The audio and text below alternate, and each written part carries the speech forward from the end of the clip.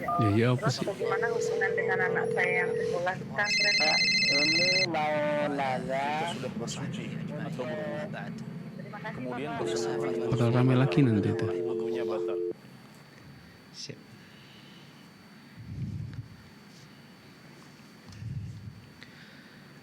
Bismillahirrahmanirrahim. Assalamualaikum warahmatullahi wabarakatuh. Alhamdulillah wassalatu wassalamu ala rasulillah wa ala alihi wa sahbihi wa man walah. Allahumma salli wa sallim ala nabiyyina Muhammadin wa ala alihi wa sahbihi ajma'in. Ya pemirsa, penyimak dan juga pendengar live interaktif Fatwa TV, ahlan wa sahlan wa marhaban bikum. Selamat berjumpa kembali dalam program live interaktif kali ini di episode Bekal Muslim, Fikih Jual Beli Muamalah Kontemporer lainnya, yang tentunya diampuh oleh guru kita Ustaz Dr. Muhammad Arifin Badri MA, yang merupakan Wakil Ketua merangkap sebagai anggota Dewan Fatwa Perhimpunan Al-Irsyad. Awal pekan seperti biasa manfaatkan kesempatan Senin sore ini untuk bisa mengambil begitu banyak faedah ilmu tentunya bersama guru kita. Kami berikan kesempatan untuk bisa bertanya secara langsung, interaktif di line telepon kami. Dan jangan lupa kita live dari studio Fatwa TV Jember sore hari ini ya. Kode area kota Jember 0331, line telepon kami di 5446087, 5446087. Dan kita batasi satu penelpon, satu pertanyaan untuk Anda. Bagi yang belum berkesempatan bertanya secara langsung, Anda bisa manfaatkan jalur website kami di www.dewanfatwa.com. Dan sore hari ini sudah bersama kami di studio ada Ustadz Dr. Arifin. Kita sapa terlebih dahulu.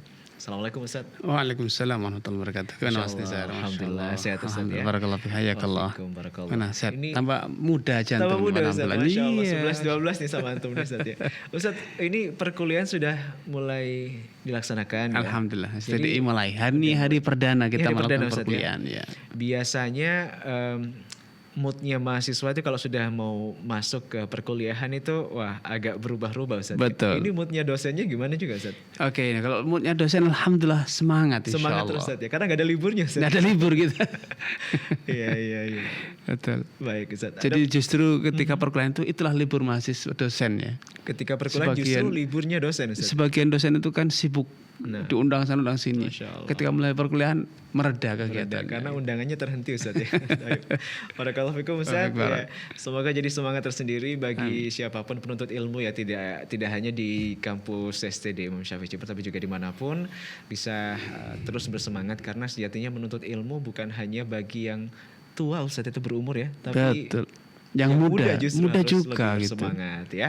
Taib, sore hari ini kita juga ucapkan ahlan wa sahlan wa marhaban bikum, selamat bergabung ya merelay program kami. Ada beberapa rekan media yang tergabung dalam Asosiasi Radio Televisi Islam Indonesia. Di antaranya adalah Radio Binbas Yogyakarta, Radio Sahabat Tegal, Radio MDFM Probolinggo, Radio Amuba Pangkal Pinang, Radio Saga FM Sumatera Barat, Radio Gema FM Bontang, Radio Albina AM Bekasi, kemudian Tua FM Riau, ada juga Madinah Caruban, Radio Dai Tengaran, dan juga Mas FM Seragen. Baik, kita sudah terima beberapa pertanyaan yang masuk di meja redaksi, tapi sebelumnya kita akan dengarkan satu nasihat pembuka yang akan disampaikan oleh Al-Ustadz Dr. Muhammad Arifin Badri. Tafadhol Ustadz. Barakallahu fiik. Alhamdulillah, wassalatu wassalamu ala Rasulillah wa ala alihi wa ashabihi wa man wala ma ba'du. Kaum muslimin dan muslimah yang semoga senantiasa dirahmati Allah Subhanahu wa taala, dan juga Mas Nizar nih. Ada di medsos atau di forum-forum masyarakat beredar isu berbagai macam analisa bahwa kiamat sebentar lagi datang. Kenapa? Banyak terjadi perubahan alam, perubahan iklim. Di Arab Saudi misalnya mulai menghijau. Gunung-gunung mulai viral itu di medsos, Mas Nizar ya. Gunung-gunung di Mekah dan Madinah nampak menghijau. Di Indonesia perubahan iklim terjadi juga tidak berbeda. Ada perubahan iklim di mana musim hujan dan siklus musim hujan musim panas itu terjadi perubahan. Hari ini kita sudah di pertengahan bulan Februari, hujan masih cukup curah tinggi ya. Hujan masih curah tinggi dan berbagai macam kejadian, ada gempa, ada tanah longsor dan lain sebagainya, erupsi gunung. Banyak orang yang mengaitkan itu dengan akhir zaman, kiamat segera datang dan lain sebagainya. Belum lagi ketika berkaitan dengan berbagai kemaksiatan, perubahan sosial kemasyarakatan, banyak yang mengatakan ini sebentar lagi kiamat tiba. Kemudian dikaitkan dengan beberapa dalil. Namun satu hal yang patut kita fahami, bahwa kiamat itu memang betul-betul telah dekat. Dan tanda kiamat yang betul-betul valid dan itu nyata akan dekatnya hari kiamat adalah dengan diutusnya Nabi terakhir, Rasul terakhir, yaitu Nabi kita Nabi Muhammad SAW. Sejak itu sudah bisa dipastikan bahwa ini adalah akhir zaman. Karena beliau adalah Nabi terakhir, tidak akan ada Nabi setelah beliau. Tidak ada Rasul sepeninggal beliau. Sehingga yang ada apa? Yang ada hanya mengajarkan syariat dan agama Allah telah sempurna. Bahkan Nabi sendiri menyatakan bu'ithu ana wasa'aka hatain, katanya. Aku diutus ya dan cara aku diutus dengan bangkitnya hari kiamat itu bagaikan jarak dua jariku ini, itu sangat dekat sekali. Tapi apa yang harus kita petik dari semua itu? Kiamat telah tiba, kiamat telah dekat dan seterusnya. Apakah kemudian berarti kita berpangku tangan, alias apa? Berarti sesaat lagi orang kafir akan dibinasakan, pelaku maksiat akan dibinasakan. Lalu bagaimana dengan Anda? Yang mungkin merasa bahwa Anda sebagai orang yang ahli ibadah juga sama. Kalau kiamat itu telah tiba, maka semuanya akan binasa tanpa terkecuali. Namun tentu pesan-pesan semacam ini seringkali membawa pesan pesimistis. Seakan para pembawa, para penyeru dakwah, pembawa perubahan kebaikan, seakan telah kehabisan energi, seakan telah kehabisan harapan bahwa tidak ada lagi kesempatan untuk menjadi baik. Yang ada adalah semuanya akan binasa, semuanya akan hancur.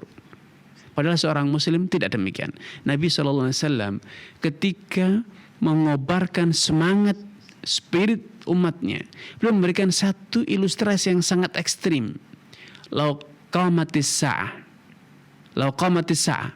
wa fi yadi ahadikum fasilah fa in istata'a alla taqum hatta yazra'a falyafal. Andai kiamat itu betul-betul telah tiba dan di tanganmu tergenggam satu tunas pohon, maka sebisa mungkin segera tanam tunas tersebut sebelum kiamat betul-betul tiba. Alias seorang muslim tidak boleh dengan adanya informasi atau indikasi-indikasi tentang dekatnya kiamat kemudian menjadi tidak produktif, menjadi berpangku tangan, menjadi kendor semangat. Justru yang terjadi seharusnya dekatnya kiamat itu memacu kita untuk beramal lebih baik, untuk bertindak lebih baik. Sehingga tidak ada alasan bagi siapapun untuk kemudian kiamat telah dekat, berarti ya sudah kita tunggu saatnya binasa saja. Berpangku tangan, pasrah, menyerah dengan atau mengakui kekalahan dengan para penjajah, para punggawa-punggawa kejahatan, kejelekan dan kerusakan. Manfaatkan kesempatan, manfaatkan waktu dan gunakan segala potensi yang kita miliki untuk berbuat yang terbaik di sisa-sisa waktu yang ada, di sisa waktu, di sisa kesempatan yang kita miliki. Itu spirit orang yang beriman. Adapun orang yang dikit-dikit mengaitkan dengan dekatnya kiamat, namun tidak diiringi dengan upaya berbuat lebih baik, tindakan lebih baik, usaha yang lebih keras, maka itu semuanya adalah bermuara atau bernuansa pesimistis. Pasrah, menyerah, mengaku kalah, mengaku tidak mampu bersaing. Ini bukan spirit seorang muslim. Seorang muslim itu ketika mengenali bahwa kiamat telah dekat, dia akan mengupayakan segala daya, segala usaha untuk berbuat yang terbaik agar lembaran amal kebajikan yang masih tersisa itu bisa diisi dengan kebaikan dan pahala-pahala yang berlipat di sisi Allah Subhanahu wa taala. Wallahu taala alam. Nah, Ustaz, Masya Allah, ini jadi satu penyemangat tersendiri. Sebenarnya musibah pun bukan hanya terjadi sekarang Ustaz, mulai Iya. zaman Nabi pun sudah ada musibah Ustaz. Terus terjadi. Ya di zaman Umar bin Khattab pernah terjadi gempa bumi di kota Madinah. Beliau mengatakan, andai gempa bumi terulang sekali lagi, niscaya aku tidak akan lagi tinggal di kota Madinah. Aku akan pergi dari kota Madinah. Tapi bukan berarti kemudian berpangku, menyerah atau lemah. Justru itu yang menjadi cambuk bagi para sahabat untuk bertobat, berbenah diri, beristighfar, meninggalkan perbuatan dosa dan melipat gandakan amal kebajikan. Bukan sekedar menyibukkan waktu, menghabiskan waktu dengan apa? Dengan kiamat telah dekat tanpa ada aksi yang baik ya. Intinya adalah tetap produktif Ustaz ya. Betul, Taib, betul. barakallahu fikum. Ini semoga jadi satu nasihat yang menyemangati kita di awal perjumpaan sore hari ini. Tapi pemirsa, pendengar, penyimak live interaktif Fatwa TV, kita sudah buka line telepon. Bagi Anda yang ingin bertanya secara langsung kepada Ustadz, tafadhol kami persilakan ya. Kita sudah buka di 033154460087. Jangan lupa sebelum bergabung Anda mengecilkan volume radio atau televisi Anda terlebih dahulu ya. Dan kita batasi satu penelpon satu pertanyaan agar kita bisa berbagi dengan penelpon lainnya. Dan sudah tersambung bersama kami sore hari ini langsung dari kawasan Bontang. Kita sapa terlebih dahulu Fatwa TV. Assalamualaikum. Waalaikumsalam warahmatullahi wabarakatuh. Iya, dari Ummu siapa? Ibu siapa? Dari Ummu Hanif di Ummu Hani di Bontang. Silakan Ummu Hani pertanyaannya. Ya Ustadz, barakallahu fiik Ustadz Fiik, Badri. Ya, silakan Ibu. Saya mau nanya ini hukum penggunaan pala pada masakan. Oke. Itu aja Ustadz. Ya, sudah cukup Ibu? Ya sudah Ustadz. Iya. Kalau khairan Ustadz. Jazakillah. Barakallahu fiik wa thabakumullah kepada Ummu Hani di Bontang ya. Semoga Allah Subhanahu wa taala menampakkan taufik kepada Ummu Hani, keluarga dan juga seluruh pemirsa dimanapun Anda berada. Memang buah pala itu kalau dikonsumsi dalam jumlah yang cukup besar atau cukup banyak misalnya, atau kalau orang masak ditambahi bubuk pala yang kadarnya sedikit, kebanyakan sedikit saja akan menyebabkan kepala terasa pening, geliang, ya. Sehingga tidak diragukan bahwa buah pala itu bisa memabukkan, memiliki efek memabukkan, ya. Makanya banyak para ulama yang menfatwakan bahwa buah pala itu haram hukumnya karena memang memabukkan. Rasulullah bersabda, kullu muskirin khamrun wa kullu muskirin haram. Setiap yang memabukkan itu adalah khamr, dan setiap yang memabukkan itu adalah haram. Namun perlu difahami bahwa buah pala itu dalam kadar yang kecil ketika digunakan untuk bumbu maka akan menjadikan rasa masakan itu terasa lebih sedap, terasa lebih segar, menyegarkan ya. Namun sekali lagi dalam kadar yang kecil. Nah, apakah menggunakan bumbu buah pala itu kemudian menjadi haram bila penggunaannya dalam kadar yang kecil, dalam kadar yang sedikit? Maka para ulama dalam ini berbeda pendapat. Ya, sebagian ulama mengatakan haram dalam konteks mencegah terjadinya penyalahgunaan buah pala untuk mabuk. Ya, sebagian ulama mengatakan boleh. Dengan dalil apa? Selama kadarnya tidak sampai pada level yang memabukkan maka itu dibolehkan, karena itu tidak sama dengan minuman keras, khamar, minuman keras ya. Karena apa? Karena ketika para ulama membahas tentang khamr, mereka juga membuat satu analisa. Minuman khamr yang semula itu adalah perasan anggur misalnya, jus anggur, yang kemudian dibiarkan terfermentasi terus. Terjadi fermentasi, proses fermentasi, maka dalam satu level nanti fermentasinya itu akan memuncak dan menjadikan minuman anggur semula yang halal itu menjadi memabukkan, dan itu menjadi khamr, haram hukumnya. Namun ketika proses fermentasinya itu berkelanjutan, akhirnya kadar alkoholnya berkurang, mengecil dan berubah menjadi cuka, maka cukanya itu menjadi halal. Nah, bedanya dengan pala, buah pala tidak mengalami proses tersebut, tidak mengalami proses fermentasi.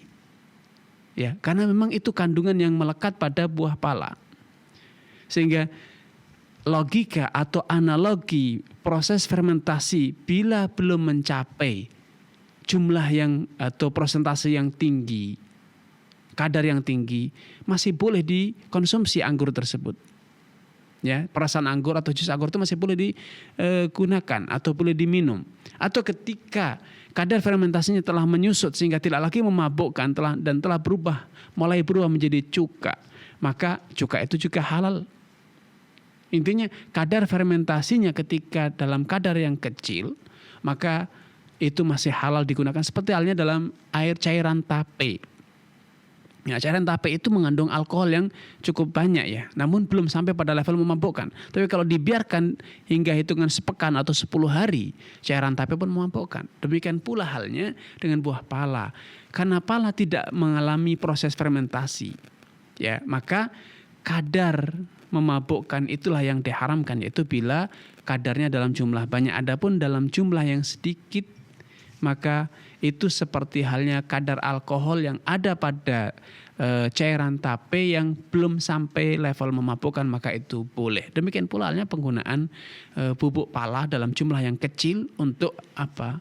Untuk bumbu masak. Namun ketika dibubui dalam jumlah yang banyak, maka tentu itu haram hukumnya karena itu bisa memabukkan. Wallahu taala a'lam. Nah, Ustaz, semoga bermanfaat ya untuk Umu Hani dari Bontang yang bertanya tadi. Kemudian kita masih berikan kesempatan, tafadhol silakan monggo yang bertanya secara langsung via telepon ya. Dan sambil menantikan penelpon Ustaz, kita akan bacakan dulu pertanyaan yang sudah masuk di dewanfatwa.com. Pertanyaan pertama Ustaz datangnya dari saudara Abid Eka Wibisana dari Banten. Assalamualaikum Ustaz. Assalamualaikum. Semoga Allah menjaga Ustadz dalam kebaikan. Ustadz, apa hukumnya driver online mengaktifkan aplikasinya guna mendapatkan orderan tapi itu di dalam masjid? Jazakallahu khairan Ustadz. Baik, barakallahu fiik wa athabakumullah kepada saudara Eka ya. Semoga Allah SWT menampakkan taufik hidayah kepada Anda, keluarga dan juga seluruh pemirsa dimanapun Anda berada. Ketika Anda sedang berada dalam masjid, maka masjid itu bukan tempat untuk berniaga ataupun mencari keuntungan materi dunia atau keuntungan dunia. Masjid itu tempat untuk berniaga dengan Allah Subhanahu wa taala. Inna hadhil masajid innama lam tubna li syai'in hadhil Qur'an innama hiya li dzikrillah wa iqamatus shalah wa qiraatul Qur'an. Jadi masjid ini tidak dibangun untuk hal yang kotor. Tetapi masjid dibangun untuk mengingat Allah, berzikir kepada Allah, mendirikan salat dan membaca Al-Qur'an. Nah, karena itu dahulu Nabi SAW menjaga masjid agar steril dari aktivitas-aktivitas yang tidak mendukung kehidupan di akhirat. Termasuk perniagaan. Rasulullah bersabda, "Idza ra'aita ar-rajula yatabaya'u fil masjid faqul la arbahallahu tijaratak." Kalau engkau melihat orang yang berniaga di masjid, maka katakan kepadanya sebagai bentuk hukuman sosial, sebagai hardikan, semoga Allah tidak memberkahi perniagaanmu. Nah, orang yang mengaktifkan fitur keanggotaannya di ojek online, di masjid, menanti order, maka dia berarti sedang mencari keuntungan ya, keuntungan materi. Maka seharusnya etika kita, walaupun tidak ada yang tahu hanya kita, maka etika kita kepada Allah Subhanahu wa taala. Kita harus beradab, ini rumah Allah Subhanahu wa taala. Tidak sepatutnya orderan itu diaktifkan, aplikasi itu diaktifkan. Sebenarnya andai Anda ini sekarang sedang menghadap kepada seorang presiden, menghadap kepada seorang kepala daerah, gubernur, bupati, apakah Anda masih berpikir menyempatkan waktu untuk mengaktifkan aplikasi agar dapat order, sehingga ketika Anda sedang berhadapan dengan bupati, maaf Pak Bupati, saya sedang menerima order kemudian Anda pergi, tentu tidak etis yang semacam ini. Maka seharusnya seorang muslim sadar diri. Ketika dia sedang berada di masjid, dia fokus berdoa, berzikir, beristighfar, membaca Al-Quran, bertasbih, menunaikan sholat-sholat sunnah di dalam masjid tersebut. Ya, apalagi ketika Anda datang ke masjid dalam konteks sedang menunggu dikumandangkannya iqamah sholat fardu, maka ketahuilah bahwa siapapun yang sedang menunggu sholat fardu dikumandangkan iqamatnya, maka dia itu saat ini sedang berada dalam sholat. Ya, sedang berada dalam la yazalu rajulu fi sholatin man tadhara shalah. Artinya orang itu terus dianggap sedang dalam sholat, alias mendapatkan pahala sholat selama dia masih menanti datangnya sholat atau dikumandangkannya iqamat sholat. Ya, ini etika, ini adab. Ya, sehingga bukan hanya aplikasi ojek online, tapi juga berbagai aplikasi yang kita miliki untuk bertransaksi. Tidak sepatutnya di masjid kita searching barang untuk kita beli atau merespon order di marketplace. Ya, pertanyaan dari calon customer sedangkan kita sedang berada di masjid. Ketika sedang masjid, tutup semua aplikasi itu dan kita fokus untuk beribadah kepada Allah Subhanahu wa taala. Toh hanya berapa menit saja. Paling 10 menit, maksimal seperempat jam. Kemudian Anda bisa bebas beraktivitas apapun yang Anda suka di luar masjid. Wallahu taala alam. Nah, Ustaz, Masya Allah. Ini juga salah satu wujud bukti memuliakan masjid juga, Ustaz ya. Betul. Tidak melakukan perniagaan di dalam masjid. Nah, barakallahu fikum. Semoga ini menjadi satu nasihat juga, bukan hanya bagi driver ojek online, tapi bagi siapapun, Ustaz ya. Tidak Termasuk kita. Kita tidak sepatutnya searching barang di saat masjid.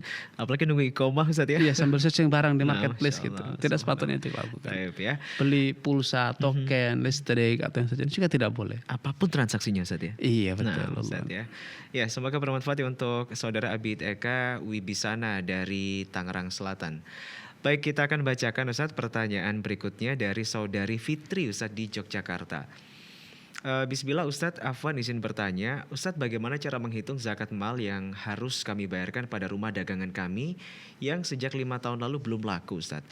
Misalnya rumah tersebut seharga 1 miliar. Kemudian bagaimana kami membayarkannya jika qadarullah kami belum ada dananya karena rumahnya belum laku. Mohon penjelasan realnya Ustadz. Jika nanti misalnya rumah seharga 1 miliar, suatu saat rumah itu laku. Baik, barakallahu fiik.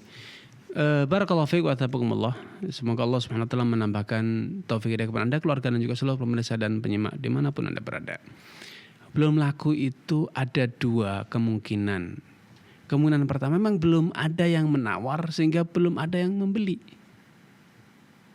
Karena bisa jadi rumahnya yang kurang bagus atau harganya yang terlalu tinggi.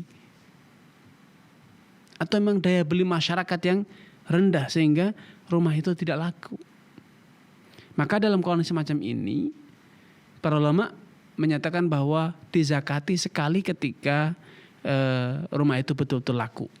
Berapa harganya kemudian lakunya, kemudian keluarkanlah 2,5% bersama seluruh aset atau kekayaan atau uang tunai yang Anda miliki. Gabungkan nilainya dengan uang yang Anda miliki, emas yang Anda simpan, kemudian dikalikan dengan 2,5%, maka itulah zakat yang harus Anda keluarkan. Namun belum laku bisa jadi karena Anda masih mencari penawaran yang lebih tinggi. Sebetulnya sudah banyak yang berminat, sungguh-sungguh ingin membeli. Namun Anda mengharapkan keuntungan yang lebih. Ya, mengharap keuntungan yang lebih banyak. Maka dalam kondisi ini Anda harus menzakatnya setiap tahun. Karena sebetulnya Anda sudah bisa menjualnya dan mendapatkan keuntungan. Anda tidak rugi. Ya, maka dalam kondisi macam ini Anda wajib menghitung zakat Anda setiap tahun. Kalau 5 tahun berarti 2,5% kali 5, 12,5%. Maka dalam hal ini kita bisa tangkap satu pesan bahwa Islam tidak membiarkan umatnya melakukan praktek-praktek eksploitasi secara sadis ya. Bayar zakatnya tidak mau, tapi mencari keuntungannya tinggi. Terus dengan dalih belum laku rumahnya. Padahal sebetulnya sudah laku atau ada kesempatan untuk menjualnya. Tapi karena ambisi mendapatkan keuntungan yang lebih besar. Akhirnya ditunda dan ditunda. Maka boleh Anda ambil keuntungan yang lebih besar. Tapi ingat bahwa kewajiban zakat Anda juga akan menjadi lebih besar. Sehingga kebermanfaatan Anda bagi masyarakat juga semakin besar.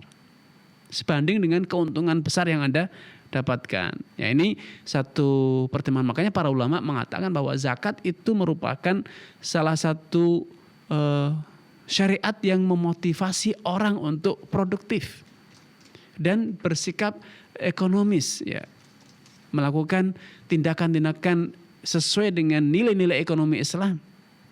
Tidak tamak, ada keberpihakan kepada saudara, keluarga, tetangga, masyarakat, komunitas, sehingga boleh mencari keuntungan dari mereka, tapi juga tidak sepatutnya mengeksploitasi karena siapapun kita pasti butuh kepada kehadiran masyarakat.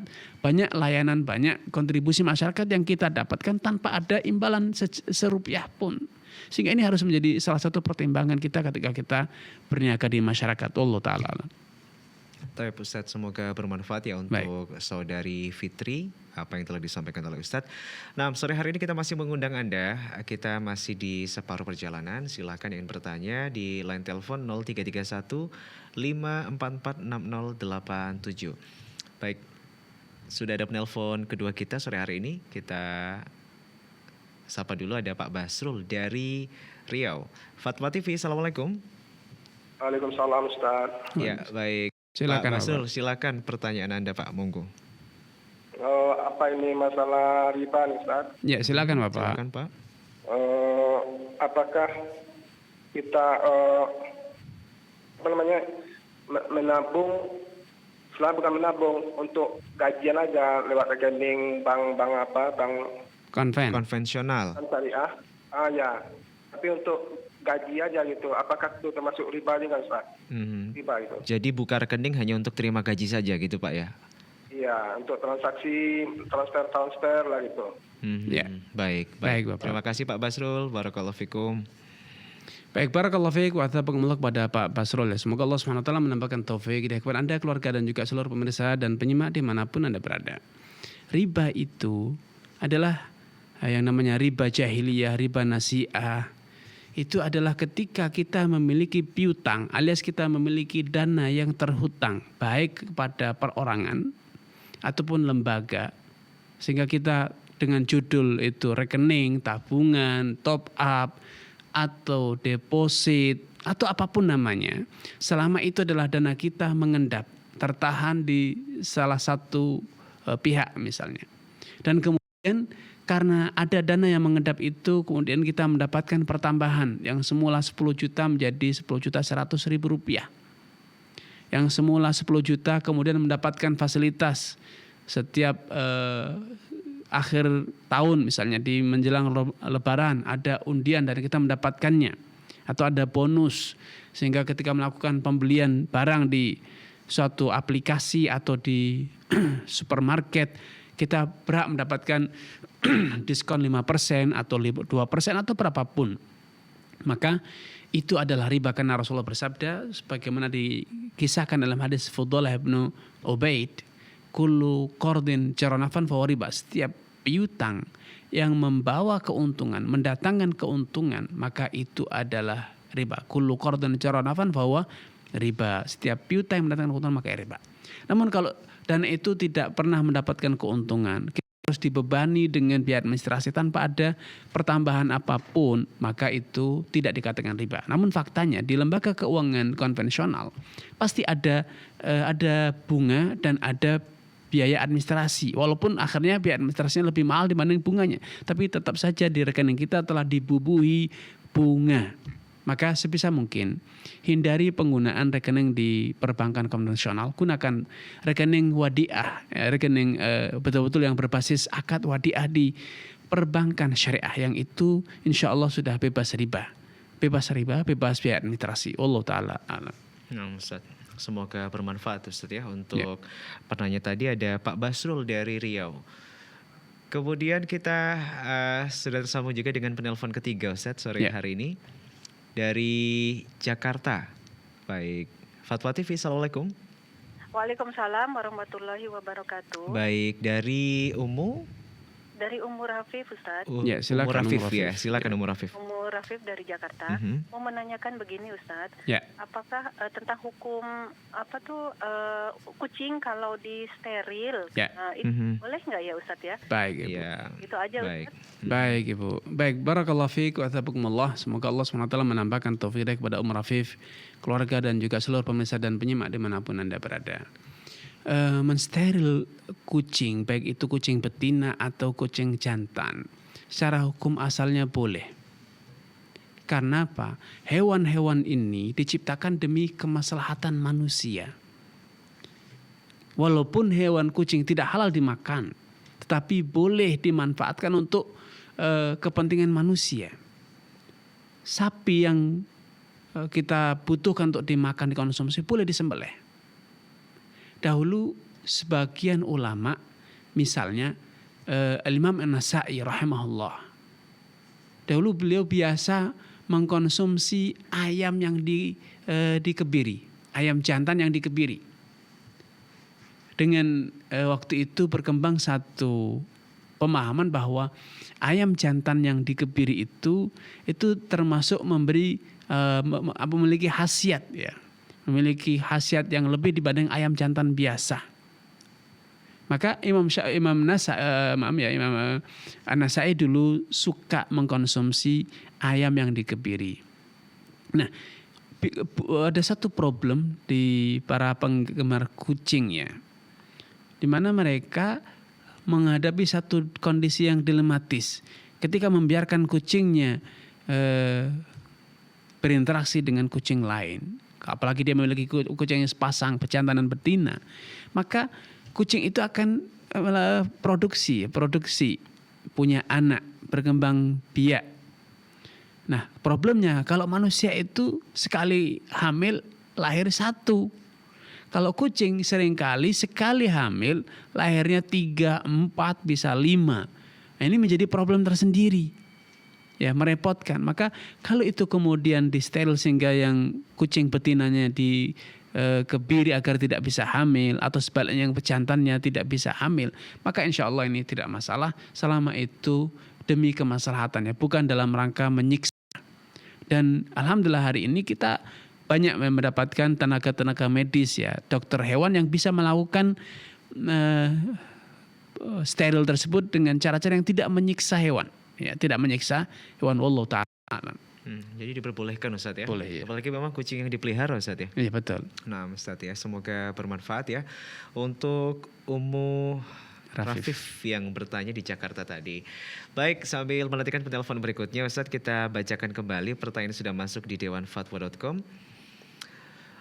Ustadz, dari saudara Seto di Bekasi. Assalamualaikum warahmatullahi wabarakatuh. Ustadz, bagaimana hukumnya jika kita menerima pemberian uang dari rekan kerja atau atasan yang kita ragukan sumbernya, Ustadz? Barakallahu fikum. Barakallahu fikum atas pengawalan kepada saudara Seto ya. Semoga Allah SWT menambahkan taufik kepada Anda, keluarga dan juga seluruh pemirsa dimanapun Anda berada. Kalau Anda diberi dari atasan maka terima saja. Urusan dari mana atasan itu mendapatkan uang itu tanggung jawab dia. Tapi kalau dari rekan kerja, Anda misalnya bagian gudang, kemudian ada supplier yang selalu ngirim barang ke perusahaan Anda, kemudian Anda diberi, maka waspada, hindari. Karena bisa jadi itu adalah suap. Diberikan agar Anda memberikan kemudahan kepada mereka ketika mereka bongkar muat barang, sehingga diprioritaskan melebihi supplier yang lain atau yang serupa. Maka hindari kalau itu dari rekan kerja Anda. Tapi kalau dari pimpinan Anda, dari atasan Anda, terima. Tidak masalah. Adapun pimpinan itu dapat dari cara yang tidak benar, itu tanggung jawab dia, urusan dia. Ya, tapi ketika itu dari rekanan kerja, waspada. Ikuti prosedur aturan ada di instansi Anda atau di lembaga Anda. Kalau hal itu tidak dibenarkan maka jangan terima. Kalau itu dibolehkan maka Anda boleh menerima. Walaupun saya yakin di perusahaan-perusahaan yang sudah bonafit, perusahaan yang sudah bagus, di instansi yang peduli akan tindakan pungli, biasanya akan melarang praktek-praktek penerimaan semacam ini. Allah Ta'ala alam. Nah Ustaz, jadi tetap berhati-hati Ustaz ya. Betul. Oke, baik.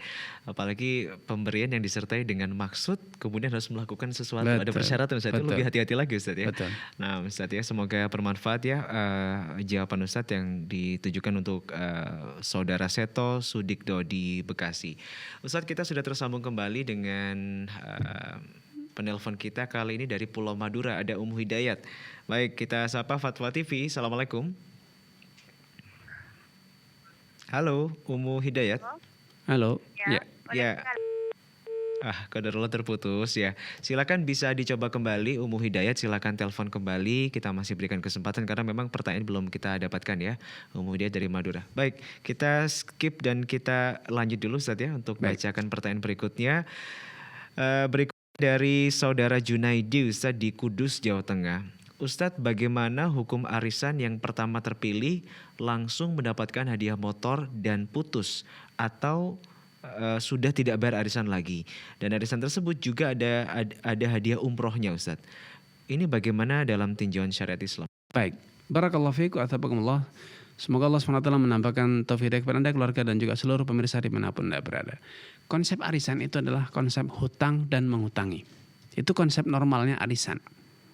Sehingga ketika Anda ikut arisan, ya maka Anda menghutangi dan akan dihutangi.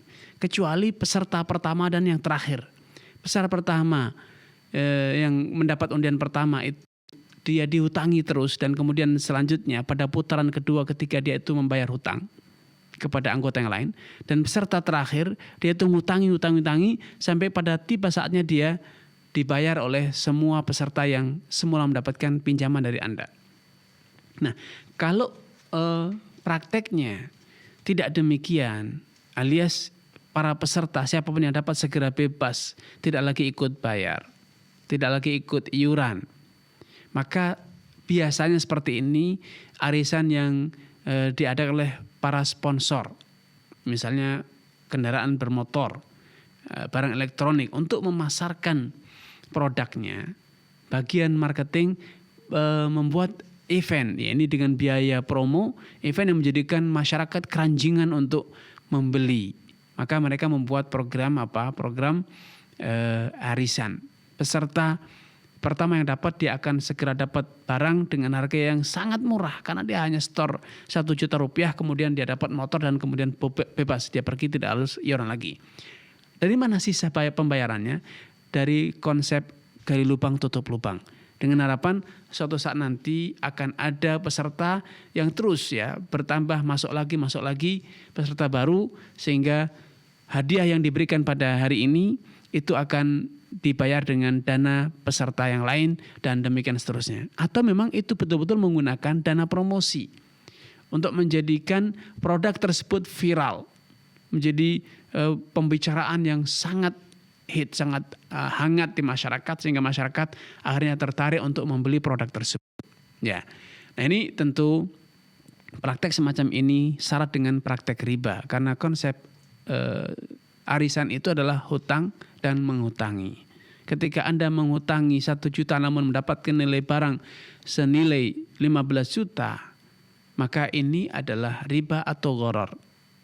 Riba bagi yang mendapatkan, gharar bagi yang belum mendapat. Kenapa gharar? Ketidakpastian. Karena bisa jadi suatu saat acara ini berakhir sedangkan dia telah store sekian kali dan ternyata uangnya tidak kembali, atau kalaupun kembali utuh tetapi dia tidak mendapatkan barang yang dia impikan, maka ini adalah gharar dan itu tentu haram hukumnya, Allah Ta'ala.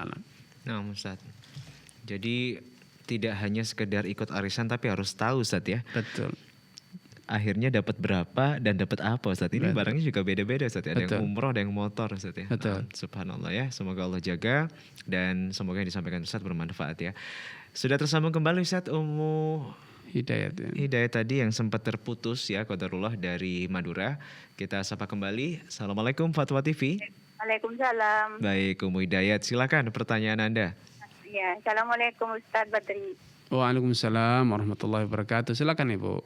Izin bertanya, saya membeli tanah di belakang rumah Ustaz. Ya. Tapi belum diuangkan, tapi sudah jadi harga tersebut, namun belum diuangkan. Belum dibayar maksudnya? Sudah Ya. deal tapi belum dibayar Ibu ya? Belum bayar, tapi sudah final harganya. Ya. Yang saya tanyakan, saya bilang, oh ini saya belum ada uang Paman, soalnya ini saya masih jual tanah yang jauh. Ya enggak apa-apa, yang penting jadi. Yang saya ingin tanyakan Ustaz, apakah ini riba hasil saya ada pohon-pohonnya, jika saya ambil hasilnya itu, apakah itu termasuk riba ya Ustaz? Iya. Tanahnya udah ada pohon-pohonnya gitu Ibu ya? Iya, ada buah apa, asam bisa dijual itu. Baik, Ibu. Baik, ya. Ya, Baik. jazakumullah khairan. Baik, barakallahu fiik wa athabakumullah kepada Ummu Hidayat di Madura. Semoga Allah SWT menambahkan taufik hidayah kepada Anda, keluarga, dan seluruh pemirsa dan penyimak dimanapun Anda berada. Riba itu kalau kita menghutangi kemudian mendapatkan pertambahan. Sedangkan yang terjadi pada praktek Ummu Hidayat yang berhutang kemudian mendapatkan keuntungan berupa hasil panen dari pohon-pohon yang ada di tanah yang Ummu Hidayat beli, maka ini bukan riba ya. Nah, yang riba itu kalau ternyata penjualnya mengatakan selama belum bayar maka Anda harus store sekian atau memberi panen kami sekian. Ini yang namanya riba. Tapi kalau sebaliknya yang dapat panennya justru ini bukan riba ya. Wallahu taala alam. Ya, semoga bermanfaat ya untuk Ummu Hidayah. Jadi ini bukan riba Ustaz ya. Bukan, Dan itu ya. tetap boleh boleh dimanfaatkan, Karena boleh. sudah deal, cuman Karena beliau itu posisinya secara hutang. hukum sudah menjadi sah milik Ummu Hidayat. Hanya beliau sedang Hanya belum berhutang. bayar, Nah, itu saja. Ustaz, Iya. Dan ini tidak mengurangi harga yang sudah deal Ustaz ya. Tidak, iya, Taib betul. ya. Semoga bermanfaat dan difahami oleh Ummu Hidayat. Kali ini Ustaz kita bergeser ke tetangga sendiri Ustaz. Tetangga Jember Ustaz ya. sendiri, Ada iya. Ummu Zahra. Fatwa TV, Assalamualaikum. Waalaikumsalam warahmatullahi wabarakatuh. Iya, silakan Ummu Zahra, pertanyaan Anda. Assalamualaikum Ustaz. Waalaikumsalam warahmatullahi wabarakatuh. Silakan Ibu. Jadi Ana bekerja di suatu Wah, Putus. qadarullah terputus ya. Silakan dicoba kembali ya Ummu Zahra, masih ada waktu sore hari ini, insyaallah hingga pukul 17 waktu Indonesia Barat nanti. Tapi Ustaz kita bacakan kembali ya. Baik. Pertanyaan berikutnya Ustaz dari saudara Muhammad Farhan Indra di Depok. Assalamualaikum Ustadz, apakah boleh kita mengiklankan suatu produk yang mana produk tersebut belum kita miliki? Nah, foto produk yang kita tampilkan di iklan itu foto yang diambil dari Google atau dari kompetitor yang sudah mengiklankan produk tersebut. Apakah kita perlu meminta izin kepada yang punya foto? Terima kasih Ustaz. Baik. Barakallahu fiik wa taqabbalallah. Semoga Allah SWT melakukan taufik kepada Anda, keluarga dan juga seluruh pemirsa mana-mana berada. Bila mengiklankan saja dan kemudian ketika transaksi ada yang berminat kemudian membeli, dia melakukan pembayaran tunai di depan, maka ini memenuhi kriteria salam. Maka itu boleh. Ya, karena apa? Karena ketika dia bayar tunai di muka ketika order, ketika pesan, maka barang sudah dideskripsikan kriterianya dengan tuntas dan pembeli melakukan pembayaran tunai dan ini adalah akad salam dan itu halal hukumnya. Tapi ketika pembeli tidak melakukan pembayaran lunas, dia hanya bayar tanda jadi, perskot, atau yang sejenis, hanya sebagian saja yang dibayarkan, maka ini tidak dibenarkan. Anda belum punya barang, pembeli belum melakukan pembayaran lunas. Maka ini namanya akad kali bil kali. Barang tertunda, pembayaran tertunda dan itu sepakat para ulama termasuk transaksi yang diharamkan. Wallahu taala alam. Nah, Ustaz, jadi lebih berhati-hati kembali Ustaz ya. Ya. Apalagi memang kadang di foto sudah ada tulisannya gambar ini tidak boleh digunakan untuk produk lain. Betul. Kalau seperti itu jelas ya terlarang jelas Ustaz tidak ya. boleh. Itu jelas itu mencuri hak orang lain. Nah, gitu. Ustaz ya. Jadi hati-hati, tidak semua yang di internet atau di Google itu Boleh digunakan. dan itu kepemilikan kita Ustaz ya. Betul. Ya, sekali lagi semoga bermanfaat yang disampaikan Ustaz. Nah, kita bacakan kembali Ustaz di pertanyaan berikutnya. Dari saudara Farida Ustaz di Pemalang, Jawa Tengah. Bismillah, Assalamualaikum Ustaz. Assalamualaikum. Di tempat saya Ustadz sering ada undangan acara itu baik pernikahan, hitanan atau sunatan dan acara lainnya. Dan ada tradisi mencatat sumbangan yang kita bawa Ustadz. Dan berkesan lebih mementingkan sumbangan daripada nilai silaturahmi dari kita yang diundang. Sumbangan ini kemudian dihitung sebagai hutang. Ya. Dan saat penyumbang ada acara nanti ini harus diganti. Bolehkah Ustadz kalau saya mewakilkan atau titip saja tanpa saya datang karena di acara tersebut juga ada ihtilat dan lain sebagainya? Baik, barakallahu fiik wa taqabbalallah ya. Tradisi semacam ini masih banyak di berbagai daerah, bukan hanya daerah, negara. Dan ini sudah dikaji oleh para ulama sejak zaman dahulu. Ini sudah tradisi kuno banget Mas Nizar. Nah, bukan baru Ustadz. Bukan baru, bukan hanya di Indonesia. Di negara-negara Arab pun ada dulu. Ya, di Afrika pun ada gitu. Nah, memberi sesuatu atau yang disebut dengan hibatut thawab, memberi sesuatu dengan harapan nanti akan dikembalikan, dibayar kembali dengan yang sama atau yang senilai. Maka ini secara hukum terjadi perbedaan pendapat di kalangan para ulama. Ada yang mengatakan itu tidak boleh karena redaksinya tidak dengan hutang piutang, juga tidak dengan jual beli. Redaksinya dengan hadiah, hibah kayak gitu. Maka ini termasuk gharar, tidak boleh menurut banyak ulama termasuk mazhab Syafi'i. Termasuk dalam mazhab Syafi'i tidak boleh karena itu termasuk gharar. Namun pendapat yang rajih dalam ini pendapat mazhab Imam Malik yang mengatakan kalau dikembalikan dengan yang senilai maka itu hibah atau dain dan itu boleh. Tapi kalau dikembalikan dengan yang berbeda, barang yang berbeda, datang dengan uang dikembalikan dalam bentuk barang, datang dengan barang dikembalikan dalam barang yang lain, misalnya gitu Mas Nizar, maka ini termasuk jual beli. Ya, termasuk jual beli yang tidak tunai. Maka berlakulah hukum jual beli. Kalau hadiahnya beras, maka tidak boleh dikembalikan dalam bentuk beras yang lebih. Ya, karena itu termasuk riba. Kalau dikembalikan maka itu termasuk utang ya. Sama 10 kilo dengan 10 kilo. Maka itu utang piutang. Tapi kalau dilebihkan atau dalam bentuk barang lain maka itu termasuk jual beli, dan jual beli harus mengikuti hukum jual beli ya. Ada kerelaan, ada harus menghindari praktek riba. Beras tidak boleh dijual dengan beras yang lebih banyak atau lebih sedikit. Karena itu terlarang dalam hukum Islamnya. Wallahu taala alam. Nah, Ustaz. Jadi baiknya kalau orang mau mengadakan acara hitanan, sunatan, itu bagaimana, Ustaz? Semuanya baik. Semuanya baik. Jadi yang menggunakan tradisi itu baik. Asalkan tadi ketika ada yang datang dengan uang 100.000, kembalikan 100.000. Jangan lebihkan. Kalau dia datang dengan beras, kasih beras yang sama. Atau kalau mau kasih barang lain. Dia datang dengan beras senilai misalnya 10 kilo senilai 100.000. Kita datang dengan barang. Ya misalnya dengan pakaian atau dengan gelas dan piring yang nilainya lebih mahal. Maka boleh. Tapi kalau dikembalikan dengan sesama bahan makanan, maka sesama bahan makanan harus senilai ya. Kalau itu beras sama beras. Tapi kalau beras didatangkan dengan jagung, dia datang dengan beras, kita kirim minyak goreng, maka boleh selisih nilai, boleh selisih takaran. Ya, karena itu termasuk hutang piutang ya, dibayar dengan benda lain itu boleh. Wallahu ta'ala. Nah yang bingung nih kadang Ustaz, kalau dalam acara pernikahan atau kita diundang kadang tidak itu ditulis ada namanya. Satu tulis nama, atau juga ada yang patungan Ustaz. Misalnya teman-teman ngasih perhiasan atau mungkin ngasih bed cover Ustaz, yang itu sesuai dengan lumayan. niat Mas Nizar ya. Tadi pertanyaannya sempit ya, gambarannya yaitu dicatat, ditulis dan kemudian dikembalikan pada ketika yang sesuai. Itu hukumnya seperti itu. Tapi ketika betul-betul hadiah, tidak ingin ada pengembalian, dikembalikan terserah juga tidak apa-apa gitu kan, memang betul-betul hadiah. Sehingga normalnya memang ketika ada saudara, teman, kerabat yang sedang punya momentum bahagia, pernikahan atau yang sejenis, kita memberi hadiah. Ketika kita besok nikahan, wajar ada orang yang memberi juga, tapi kan tidak ada niat untuk ada imbalan. Kalau tadi kan sudah jelas dicatat nanti dikembalikan ya.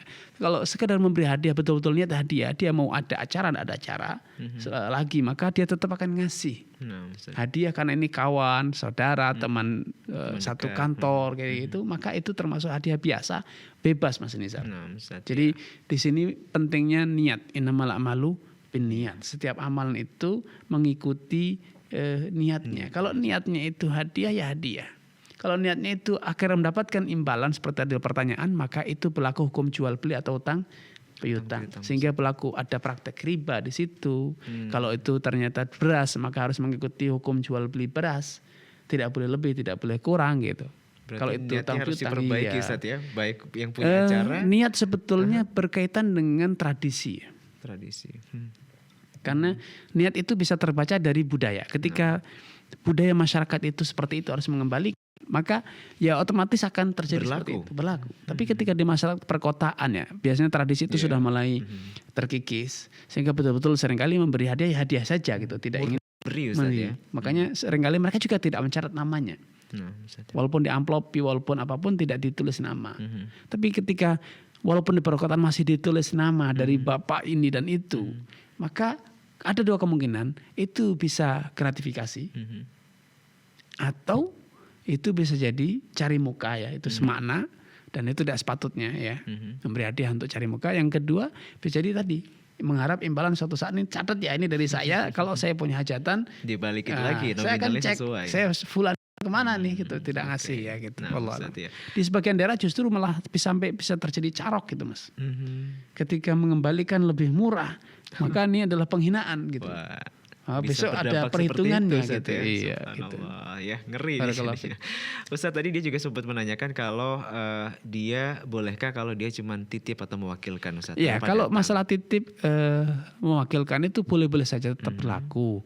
Ya tapi tadi perinciannya seperti itu. Kalau dia memang niat hadiah sudah mau dikirim sendiri atau dititipkan orang lain, maka boleh. Nah masalah tadi kalau dia tidak ingin hadir walimah karena di situ ada musik-musik, ada konsernya, ada apakah mungkin mabuk-mabuknya, minum khamr, maka lebih baik tidak hadir. Lebih baik tidak hadir ya, sebagai bentuk hardikan agar kalau bikin acara jangan sampai seperti itu. Nah, Ya Allah taala. Tayyib Ustaz ya. Semoga bermanfaat ya untuk saudari Farida yang bertanya di kawasan Pemalang, Jawa Tengah. Kita ke pertanyaan terakhir Ustaz sore hari ini. Nah Ustaz ya, kita bacakan dari saudara Indra Sapta Nugraha di Bandung, Jawa Barat. Bismillah Ustadz, apa hukumnya bekerja sebagai dosen atau staf akademik di sebuah yayasan pendidikan yang mana yayasan tersebut merupakan anak perusahaan, salah satunya bergerak di bidang pengiriman surat atau barang dan pembayaran cicilannya ini berupa riba Ustadz. Ada juga jasa tabungan giro dan juga pinjaman yang berbunga. Baik, barakallahu fiik atau barakallahu kepada saudara Indra ya. Semoga Allah SWT menampakkan taufik kepada Anda, keluarga dan juga seluruh pemirsa dan penyimak dimanapun Anda berada. Tanggung jawab Anda sebatas job yang Anda terima. Kalau Anda sebagai dosen di kampus, maka tanggung jawab Anda adalah apa yang ada di kampus itu saja yang dibebankan kepada Anda. Sebagai dosen Anda mengajar apa, bagaimana Anda mengajar, bagaimana kondisi kelas tempat Anda mengajar, apakah kondusif atau tidak kondusif, apakah Anda mengajar dengan baik, materi yang diajar dibebankan kepada Anda adalah materi yang halal untuk diajarkan ya, bukan materi yang untuk diajarkan. Kan ada materi-materi yang haram untuk diajarkan, misalnya pelajaran untuk bermain musik atau pelajaran-pelajaran yang berkaitan dengan hal yang layanan, misalnya di kapal pesiar ya, wisata, bagaimana melayani turis, bagaimana melayani turis yang ternyata gay, turis yang ternyata ini dan itu, yang itu tentu tidak dibenarkannya. Anda tidak boleh mengajarkan bagaimana menyajikan khamr. Tapi kalau yang diajarkan itu Anda dosen matematika, bahasa Inggris, bahasa Indonesia, sains, kimia dan sebagainya, maka halal. Kerjakan pekerjaan Anda dengan fokus. Adapun perusahaan yang memiliki atau yayasan yang memiliki kampus itu kemudian memiliki usaha lain yang bergerak di bidang haram, maka itu urusan yayasan Anda, bukan tanggung jawab Anda. Wallahu taala alam. Nah, Ustaz, itu jadi pertanyaan terakhir dan juga Betul, jawaban betul. terakhir. Terima kasih Ustaz jazakallahu khairan atas satu nasihatnya. Dan kita juga sampaikan terima kasih bagi Anda pemirsa yang sudah bergabung menyimak program ini selama kurang lebih 1 jam. Dan mohon maaf juga kalau mungkin ada pertanyaan Anda yang belum sempat kita bacakan. Semoga Allah mudahkan bisa kembali kita bacakan di pertemuan berikutnya. Dan tadi juga sempat ada yang terputus, qadarullah, silakan bagi penelpon bisa kembali bertanya di pertemuan berikutnya insyaallah setiap Senin sore ya. Dan jangan lupa pemirsa, Anda bisa simak program-program live interaktif Fatwa TV mulai dari hari Senin sampai dengan hari Jumat di waktu dan juga jam yang telah ditetapkan. Informasi-informasi yang berkaitan dengan Dewan Fatwa dan juga Fatwa TV silakan Anda bisa akses di dewanfatwa.com dan juga fatwatv.id. Dan kita juga undang Anda pemirsa, akan kita selenggarakan program Safari Dewan Fatwa untuk menyambut Ramadan di Purbalingga. Anda bisa menghadiri program ini di Kota Purbalingga, insya Allah akan bersama dengan Ustadz Dr. Muhammad Nur Ihsan MA dengan tema Siapkan Diri untuk Meraih Keberkahan di Bulan Suci, dan juga Ustadz Dr. MH Hasan Ayatullah MA dengan tema Ramadan bersama Rasulullah. Catat acaranya insya Allah di hari Ahad tanggal 19 Februari 2023 atau 27 Rajab 1444 Hijriah, pukul 9 waktu Indonesia Barat, bertempat di Masjid Agung Darussalam Purbalingga. Anda bisa ajak saudara, kerabat, rekan, pasangan Anda untuk ramai-ramai hadir, dan acara ini juga disiarkan langsung live dari siaran Fatwa TV ya. Dan kita bisa bersama-sama untuk membantu tersebar luasnya dakwah. Silakan bisa mengirimkan kontribusi Anda melalui rekening aktif kami di Yayasan Pilar Media Komunikasi dan Dewan Fatwa Perhimpunan Al-Irsyad di nomor-nomor rekening yang saat ini tertera di layar kaca Anda. Kita sampaikan terima kasih. Jazakumullahu khairan wa barakallahu fikum. Pemirsa, jangan lewatkan sesaat lagi pukul 17 waktu Indonesia Barat akan kita lanjutkan dengan program Fikih Praktis Ilmu Waris langsung dari Studio Fatwa TV Jakarta. Kita pamit undur diri dan sampai bertemu kembali insya Allah di live interaktif berikutnya. Wassalamualaikum warahmatullahi wabarakatuh. Ya Allah. Terus bagaimana hubungan dengan anak saya yang sekolah di pesantren, Pak? Ini mau nanya sudah bersuci atau belum? Terima Makasih, kemudian Bapak. bersentuhan dengan suami, rahimana wa rahimakumullah. wudunya batal.